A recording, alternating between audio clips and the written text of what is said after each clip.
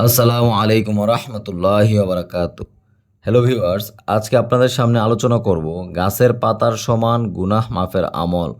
এই চ্যানেলে সকল ধরনের আমলের ভিডিও পোস্ট করা হয় সম্পূর্ণ হাদিস এবং কোরআনের আলোকে।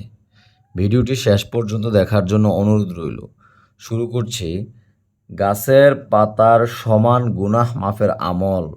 উচ্চারণ: আস্তাগফিরুল্লাহাল্লাযী লা ইলাহা ইল্লা হুয়াল হাইয়ুল কাইয়্যুম ওয়া আতুবু ইলাইহি।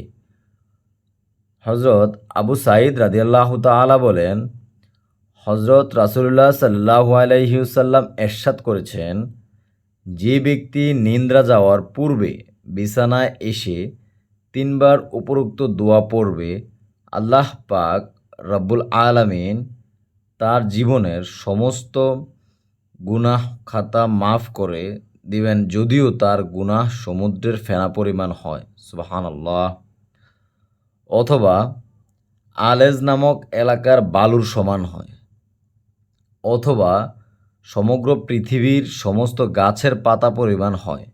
কিংবা পৃথিবীকে যেই দিন আল্লাহ পাক সৃষ্টি করেছেন সেই দিন হতে এ পর্যন্ত যতদিন অতিবাহিত হয়েছে ওই দিনের সংখ্যা পরিমাণ গুনাহ হয়, তাও আল্লাহ পাক রব্বুল আলামিন মাফ করে দেবেন। সুবহানাল্লাহ। হাদিসটি তিরমিজি শরীফ ও মেশকাত শরীফের হাদিস।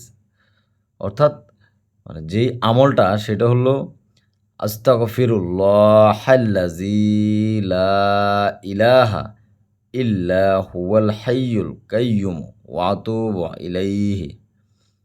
অর্থাৎ আপনি যদি এই দোয়াটা প্রত্যেক দিন ঘুম যাওয়ার পূর্বে বিছানায় এসে তিনবার পড়েন, তাহলে আল্লাহ পাক আপনার জীবনের সমস্ত গুনাহ মাফ করে দেবেন, যদিও সেটার সমুদ্রের ফেনার পরিমাণ হয়, অথবা আলেজ নামক একটা এলাকা আছে ওই এলাকার বালুর সমান হয়, অথবা সমস্ত পৃথিবীর গাছের পাতা পরিমাণ যদিও আপনার গুনাহ হয়, তাও আল্লাহ তাআলা আপনার গুনাহগুলি মাফ করে দেবেন।